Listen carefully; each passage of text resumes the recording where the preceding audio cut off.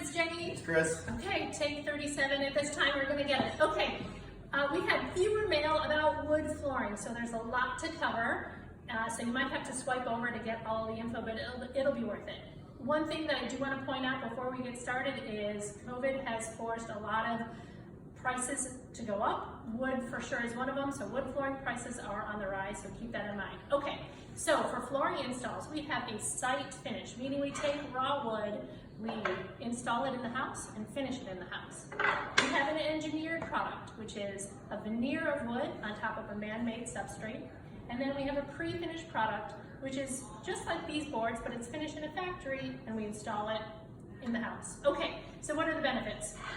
The great thing about site finished flooring is A, it's often most affordable, but B, you can sand it down as many times, or several times, before you start getting to this tongue here. Install a tongue and groove pattern, and you have plenty of times to refinish it before you have a problem.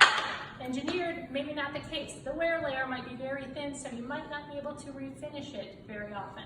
And then you have this pre-finished product. It comes out just like this. The pretty finish is on top of it, and we install it in the house. So you can sand this down, no problem. Maybe not sand this down, and you can sand this down, but you paid for a beautiful finish that you are now sanding off. So something to keep in mind. Chris has more info. So with the site finish floors, those are going to go in at the time of the build. With the process, you're going to pick out your color stain with those flooring, so that's a benefit. Secondly, you're going to have a 2-coat stain process and a 2-coat polyurethane process. The nice thing with the site finish floor is it's going to have you can show where it's a flat look. There's no bevel on it.